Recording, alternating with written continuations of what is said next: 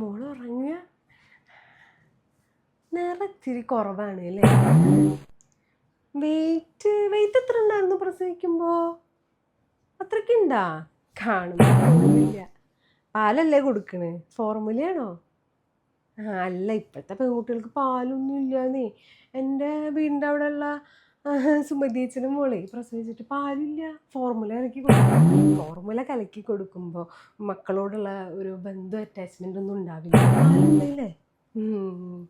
നോർമലായിരുന്നു? C section ആയിരുന്നോ? നോർമലായിരുന്നോ? വയറൊക്കെ കെട്ടണില്ലേ? നല്ല മുറുക്കി കെട്ടണം കേട്ടോ, എന്നാലാണ് വയറൊക്കെ പോകും. പണ്ടൊക്കെ ഞങ്ങൾക്ക് വെള്ളമൊന്നും തന്നിരുന്നില്ല, കുറച്ച് വെള്ളം തന്നിരുന്നുള്ളൂ.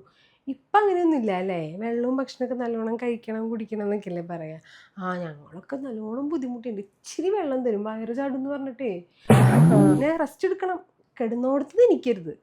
മൂത്രമൊഴിക്കാൻ മാത്രം എണീക്കുക, പാല് കൊടുക്കാൻ മാത്രം എണീക്കുക, ബാക്കി ഫുൾ ടൈം കിടക്കണം. ഡോക്ടർ 1.5 മണിക്കൂർ നടക്കാൻ പറഞ്ഞിട്ടുണ്ടെന്നാ. ഡോക്ടർമാർക്ക് എന്താ അറിയുക?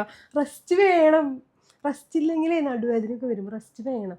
നടക്കാനൊന്നും നിൽക്കരുത്. 90 വരെ കിടക്കണം.